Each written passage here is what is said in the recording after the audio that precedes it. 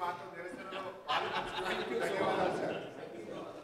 At least మా ఆవేదనను మీరన్నా అర్థం చేసుకున్నారు సార్. మా ఆవేదనను మీరు అర్థం చేసుకున్నారు సార్.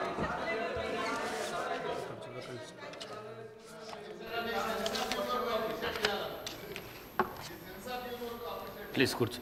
మా ఆవేదనను అర్థం ప్లీజ్ చేసుకున్నారు సార్. ఒకసారి ప్లీజ్ మీరు కూర్చోండి. సభ స్టార్ట్ చేద్దాం. All papers are laid on the table of the house.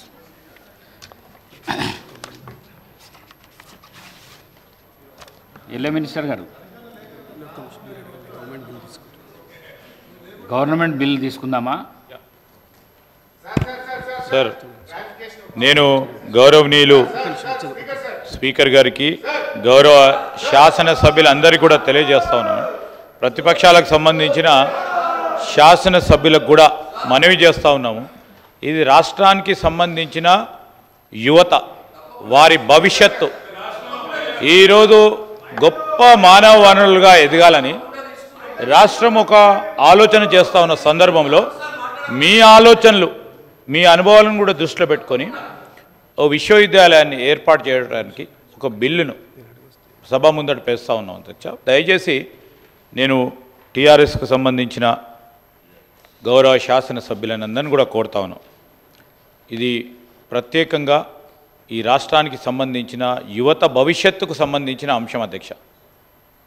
ఈ యువతకు సంబంధించిన వారి నైపుణ్యాన్ని పెంచే ఆలోచన భాగంలో ఒక ముఖ్యమైన నిర్ణయం ఆలోచన చేసిన నేపథ్యంలో వారి సహకారాన్ని కోరుతా ఉన్నాం. రాష్ట్రానికి సంబంధించి దాదాపు 30 లక్షల మంది నిరుద్యోగ యువత వేచి చూస్తూ ఉన్న సమయం, ఆ సమయాన్ని మనం కూడా దృష్టిలో పెట్టుకొని ముందుకు తీసుకెళ్లాల్సిన అవసరం ఉందని నేను మీ అందరినీ కూడా కోరుతా ఉన్నాను. దయచేసి మీ అందరినీ కూడా కోరుతా ఉన్నాను. దిస్ ఇస్ నేను వారిని కోరుతా ఉన్నాను అధ్యక్ష. వారికి sir, let the house be in order అధ్యక్ష. ఎందుకంటే మేము చెప్పే ఒక ప్రధానమైన అంశాల విషయంలో సభ ఆర్డర్లో ఉంటే మనం కూడా రాష్ట్ర యువతకు సంబంధించిన ఒక మెసేజ్, మీరు చెప్పే అభిప్రాయాలు కూడా వారు వినడానికి ఆస్కారం ఉంటుంది, అవకాశం ఉంటుంది. దాన్ని దృష్టిలో పెట్టుకొని రాష్ట్ర యువత భవిష్యత్తును దృష్టిలో పెట్టుకొని సభా సమయాన్ని కూడా దృష్టిలో పెట్టుకొని మీ సహకారాన్ని కోరుతా ఉన్నాం.